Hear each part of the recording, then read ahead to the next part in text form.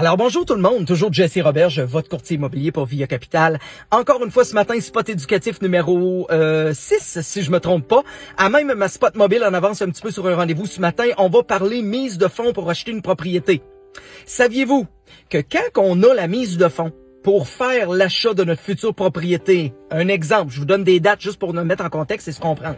On trouve une propriété cette semaine. On a passé au financement, on a envoyé le dossier, nous a renvoyé la lettre de financement sans aucune condition. Bref, la banque ou la caisse populaire embarque dans le projet avec nous. En attente de passer chez le notaire au 1er juillet, parce que vous êtes acheteur de première maison ou peu importe. Alors, vous avez décidé de vendre votre propriété par vous-même. Entre parenthèses, fait vécu de courtage. Client m'est référé. Il a vendu sa propriété par lui-même. Entre-temps, son acheteur a dépensé sa mise de fonds.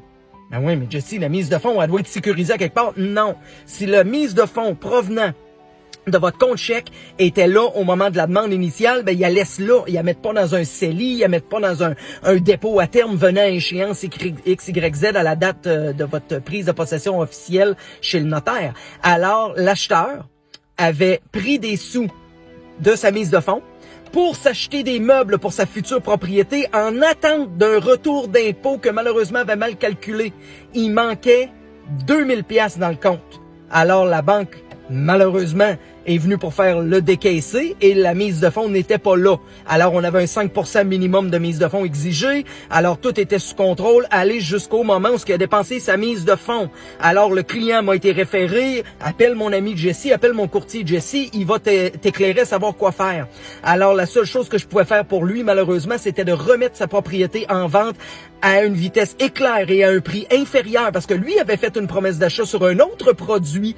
Alors il y avait une chaîne là, de recours qui pouvait s'en venir. Alors, son expérience à vendre par lui-même, à vendre par le propriétaire, a été malheureusement très vinaigrée et a passé proche d'avoir des répercussions légales majeures parce que l'acheteur de sa propriété à lui, malheureusement, a dépensé sa mise de fonds qui est pas sécurisée.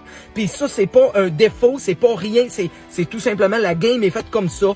Si ta mise de fonds provient de ton compte chèque, elle reste dans ton compte chèque. On se fie sur la maturité, entre guillemets, et le savoir-faire et le contrôle de soi, on va le dire comme ça, du futur acheteur de ne pas dépenser cette mise de fonds-là en attente de passer chez le notaire.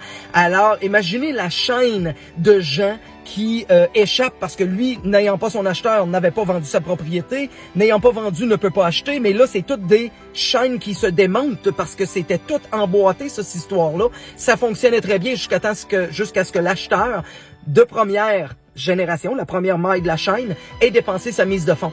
Alors faites attention, vous pensez des fois sauver les honoraires de courtage, je vous le dis, en plus de laisser beaucoup d'argent sur le coin de la table, étant donné la volatilité et le feu actuel du marché, pensez à votre futur acheteur qui a dépensé sa mise de fonds. Fait vécu, fait 15 ans que je suis dans le métier. Pour acheter ou vendre en toute sécurité, c'est Jesse Roberge, votre courtier immobilier pour Via Capital, 418-627-3333, toujours le même numéro, 418-627-3333.